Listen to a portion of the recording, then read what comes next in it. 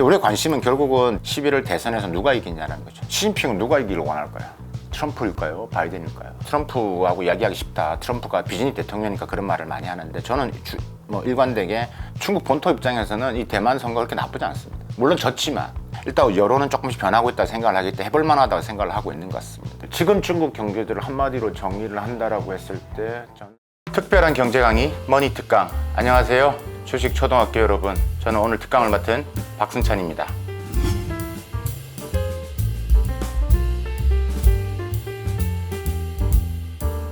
지금 바이든 행정부에서는 지금 모든 게 지금 대선에 맞춰져 있죠. 맞춰져 있기 때문에 지금 미국 경제 지표에 따라서 아마 미중 관계는 또 여러 가지 소용돌이를 칠 수는 있다.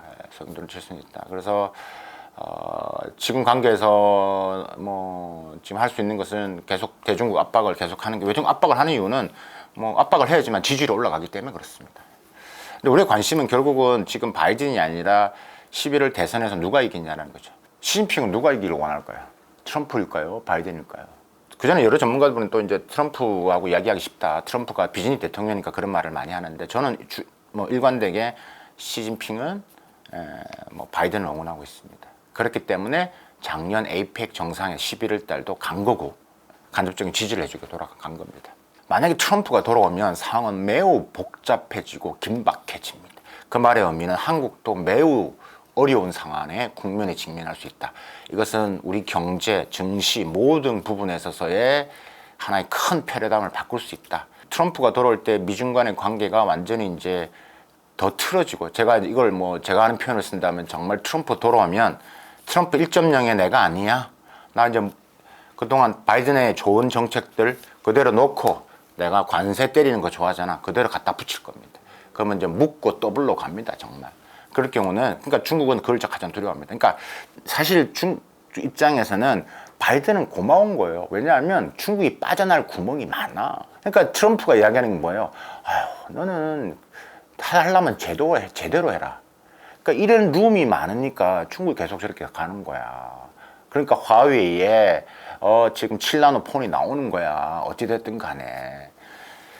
그 때문에 이번에 이제 우리가 예를 하나 들어볼게요. 지금 그 반도체 장비 관련된 것도 지금 반도체 장비가 지금 미국 반도체 협회에서도 이런 이야기 하잖아요. 왜 우리만 미국 단독 중국 반도체 장비 제재하는데 우리만 손해보고 지금 한국, 일본 애들은 반도체 장비, 물론 우리가 노광 장비 빼고 일반적인 장비, 전공정, 후공정 등의 일반 장비는 중국에 수출을 많이 하면 돈 많이 벌고 있거든요.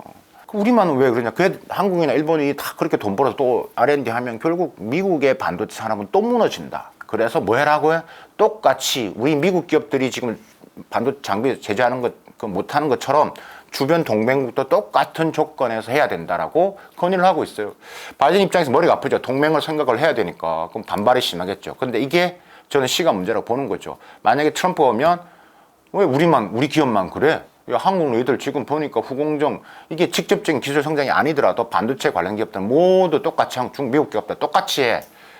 그러면 우리 수출 바로 떨어집니다.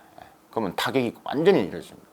그렇기 때문에 이 시나리오를 준비하지 않으면 수출 떨어지면 그 관련된 기업들 주가 모든 게 영향이 됩니다. 그러니까 미중 간에 트럼프 2.0에 돌아왔을 때 미중 관계에 따라서 한중 관계 산업 무역의 패러다임이 완전히 뒤바뀐다는 이야기예요. 그럼요. 글로벌 영향이 있죠. 그러니까 일단 첫 번째는 많은 전문가들이 또 어떻게 보는지 모르겠지만 저는 중국 본토 입장에서는 이 대만 선거가 그렇게 나쁘지 않습니다. 물론 졌지만, 표현이 그렇지만, 졌다라는 게 국민당이 졌지만, 근데 실적을 보면 나쁜 건 아니거든요. 그러니까 예전에 차잉원总统 1기 때 한 300만 표 차이 나다가 2기 때 한 210만 표, 이번에 한 90만 표 차이 났었고, 특히 이제 차이가 안 나고, 그 다음에 3위 민중당이 엄청 많이 올라왔기 때문에 일단 여론은 조금씩 변하고 있다고 생각을 하기 때문에 해볼 만하다고 생각을 하고 있는 것 같습니다. 그럼 중국이 할 수 있는 것은 이 기세를 계속 몰아갈 것입니다. 그러니까 여론전, 심리전, 법률전을 통해서 그러니까 여론을 더 자꾸 이제 불안하게 만들 것입니다. 그러니까 이제 그러니까 그 여론에 지쳤기 때문에 사람들이 이제 민주당에서 지쳤다, 이제 그만하자 이런 거기 때문에 먹고 사는 문제가 중요하다. 그러면서 이제 계속 이제 이 군사적인 무력 시위 이런 걸 압박을 계속 할 거고요. 그다음에 이제 중요한 경제적인 압박도 이제 이어지겠죠. 그게 이제 애급하라는 중국 본토와 대만 간에 이루어진 이 일종의 FTA라고 하는 이 에그파도 무관세에서 관세가 된다. 이런 여러 가지 이제 압박을 할 겁니다. 그러면서 또 당근도 줄 겁니다. 그러니까 이제 여러 가지 혜택을 더 주는, 뭐 투자를 했을 때 기회를 더 준다든가 그런 식의 뭐 당근과 채찍을 계속 활용을 해서 해 나갈 것이다. 이제 이러면서 이제 대만이 이제 좀 조율을 할 겁니다. 대만 조율한다는 게 지금은 민진당의 뭐 라이칭더 지금 당선자 입장에서는 강하게 독립을 이야기하고 있지만 사실 이건 미국도 좀 불안하거든요. 미국도 사실 당선되자마자 미국 그 뭐 비공식 방문했지만 그 핵심의 내용은 야 너무 튀지 마. 이게 사실 우리가 대만의 뭐 전쟁 시나리오가 많지 않습니까? 그러니까 제가 아까 시진핑을 이야기하면서 2035년도를 말씀드렸는데 2035년도는 또 하나의 뭐 숨은 의도가 뭐냐면 그때까지 대만을 어떻게 통일을 시킬 것이냐는 중요한 아젠다 중에 하나거든요. 그러니까 그렇지 않겠습니까? 이제 넘버원을 이야기하는 거지만 완전한 중국 통일은 대만을 그거는 공산당의 지상 과제입니다. 중국은 중국과의 이런 국공 내전 아직까지 진행형으로 보고 그 어떤 나라도 명분이 않습니다. 그러니까 그 명분에 밀리면 시진핑은 끝납니다. 그러니까 어느 순간 있기 때문에 계속 민감하게 할 것이고 이게 나중에 이제 문제가 정말 우리가 생각하는 무력 시위를 하면서 만약에 대만이 거기에 대한 대응 뭐 일부적인 부분에서 충돌이 국지전에 일어났을 때 여러분 아시겠지만 이 대만 해협은 우리나라의 무역의 거의 한 42.6%인가요? 차지하고 있기 때문에 우리나라뿐만 아니죠. 엄청나게 중요한 무역 통로이기 때문에 앞으로 영향을 크게 미칠 수는 있다. 그래서 미국이 대만을 아마 관리를 할 겁니다. 대만을 관리하는데 그 부총통이 있죠. 그 부총통이 뭐 아시겠지만 워낙 뭐 미국 정계와의 외교와의 워낙 긴밀한 네트워크가 있기 때문에 그 부총통이 그런 역할을 하면서 아마 좀 관리해 나갈 것으로 보인다.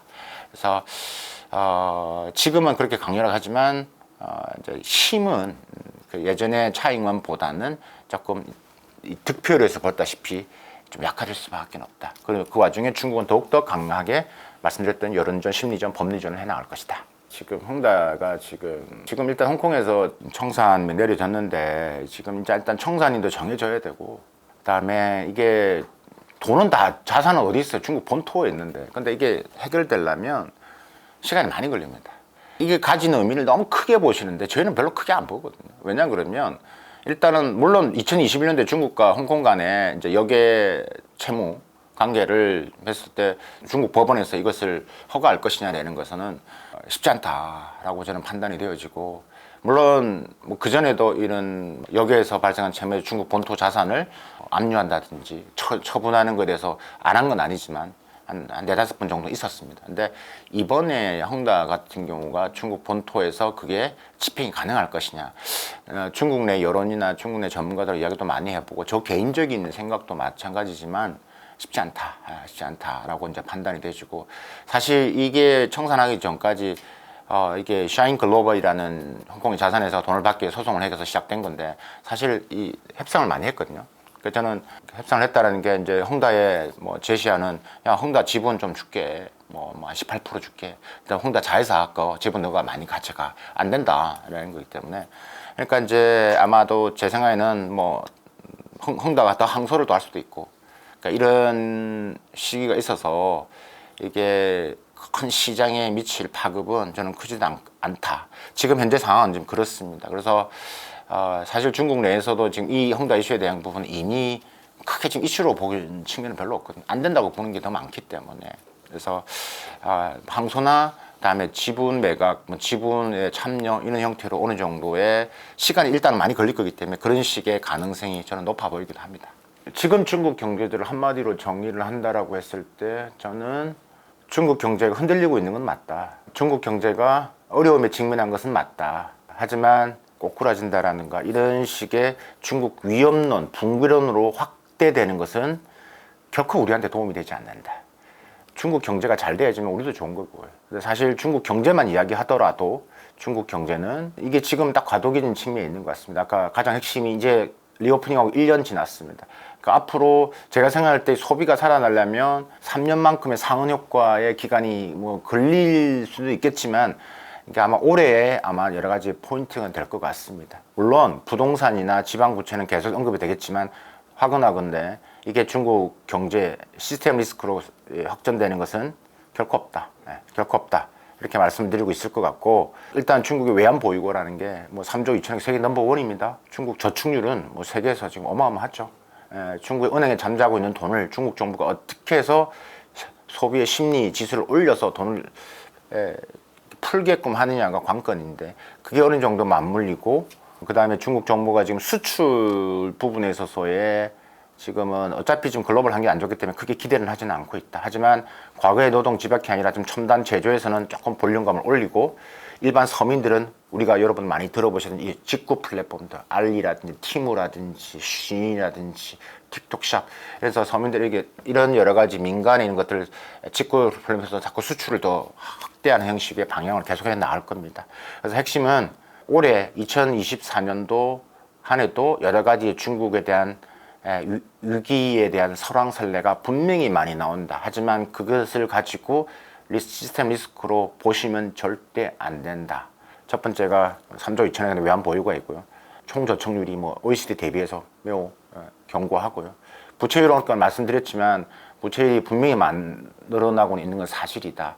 근데 여러분들이 지방 부채, 개인 부채, 가계 부채 이렇게 있지만, 가장 핵심은 이 민영 기업들의 이 부채, 기업들의 부채가 중국 경제 성장의 발목을 잡을 가능성은 있지만 그게 흔들지는 않을 것 같다. 그게 제 개인적인 생각입니다.